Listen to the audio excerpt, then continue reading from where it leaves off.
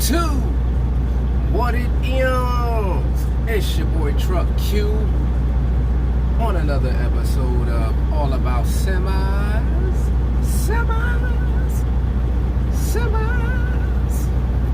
Let's jump right into it. Today's topic is, can you make money leasing a truck? Can you make money as a lease operator? Now keep in mind, there are multiple types of leases. Depending on which lease you pick for your preference, will play a big part in the type of money you'll make. Now, I'm a lease operator. Do I make money? Yes, I do. I make money. So I know that it can be done. Again, the type of lease is going to determine your income. There are some leases out there that you should absolutely run away from. And there are some leases out there that are damn good. Not only do they have leases where you can just lease a truck without buying it and make money, you also have those leases where you can buy the truck, money out of pocket, and then there are some leases that are walk-away leases that are no money out of pocket. And there's, all of them could be no money out of pocket, just depending on, again, the lease that you find. With that being said, I find, in my opinion, that leases where you spend no money out of pocket work better if you're just starting out. Excuse me. If you have the money to put down on a truck, great, have at it. But I like to keep my money in my pocket and then go out there and see what happens. Some leases, maintenance is covered. Some leases, when you're buying the truck, you get so many, weeks or months, and then anything happens after that, you're responsible for it, which is the situation I'm in. I'm buying my truck, so my trial period of checking it out and testing it is done. Anything happens to it, I have to repair it. However, with that being said, if I don't have the money to repair, the company that I am running under will repair the truck, and then that bill goes on the back of my truck payment, so I can continue to run. That's how mines work. Knock on wood, my steering wheel, I haven't had any issues in my truck. Runs great. I checked my truck out before I got it. I'm also a master mechanic by trade. Yes, a licensed master mechanic by trade. So I had a little upper hand on knowing what to look for and listening to when I was driving the truck. Now, I don't want to stray too much off about checking out the truck and making sure you got a truck, because that should be a given. Make sure you got a good, decent running truck, because if you don't, you can't make no money. I don't care if you're leasing or if you're working for a company. If your truck down all the time, you ain't making no money. I don't care what you do. So I want to stay on the topic of leasing and how to make the money in leasing. So find a lease where you're not paying an arm and a leg a week. There are leases out there, I hear guys saying they're paying $1,000 plus a week. Insane. If you're making the money to pay the lease, fine, I ain't mad at you. Especially if you're going to be buying a vehicle, that's just insane. My truck payment is, with my truck, my trailer, my insurance, everything comes out to about $630 a week out the door. Continuously, it doesn't change, out the door. You want to go with something that's going to be consistent and that is low. Obviously, in leasing, you are pretty much an owner-op, and you want to keep your costs down. So just like you would do when you're out on the road working for a company, another part of that is keeping your costs down. Take some food with you. Stop eating out. Watch your fuel. Learn how to drive your truck to maximize your fuel. These are things that are going to help you see a bigger profit margin.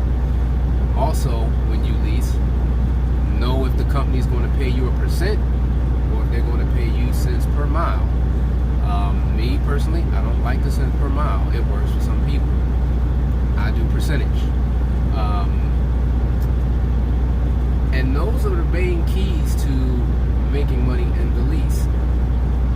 hurts you is what the company's taking from you. If they are taking astronomical fees out, find out what those fees are. And then they're taking money out of your, settlement on top of that. It could potentially be a recipe for disaster. Bad lease. That's the key part. Once you know what's coming out of your pocket every week, the rest is going out there making money. So I know from the door, I got $630 from the door that's coming out. I do my first load. Let's say that load's $1,000. I know $600 off the top paid for my lease. Not to mention the fuel I put in the truck, because when you lease, you pay for the fuel. That's just a given. So I know my first fuel up and my lease, my first load, maybe load and a half, is going to take care of that. And then the next load, I'm calculating the percentages that are coming out for my authority that I'm running under, and I go from there.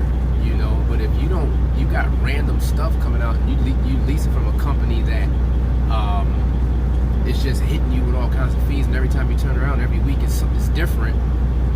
Get out of it, because they're raping you.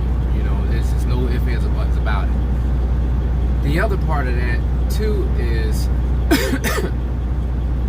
you gotta kind of, think about it as a business. I mean, you're literally your own business at this point.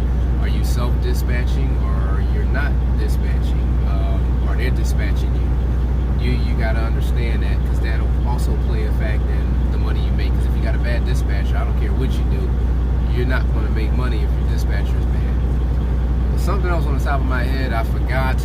I was mentioning, I can't remember, but leasing is not terrible. You can make it work. I'm living proof of it. I'm happy with my lease. I'm ecstatic with it. I mean, it's one of the better leases. And another thing is, I remember. Try to stay away from leasing from the company, leasing your truck from the company that feeds you, especially if they have company drivers.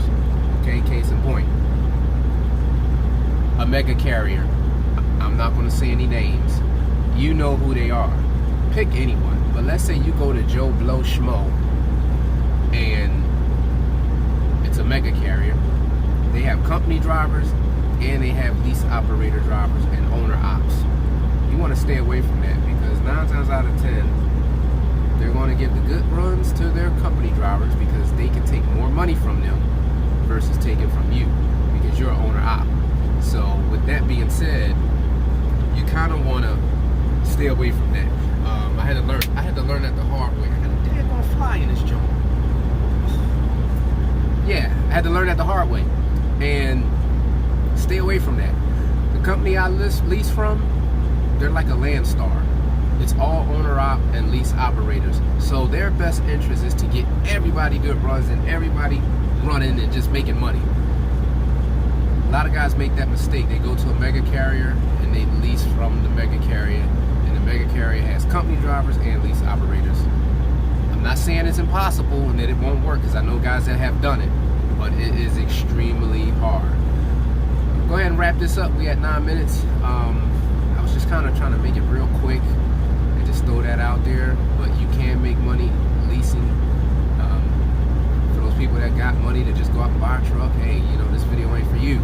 Again, this is all informative, and I just want to help those people, because I couldn't find some of this information when I started out.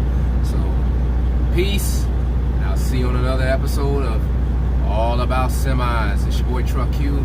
Stay blessed, and keep all 18 on the blacktop.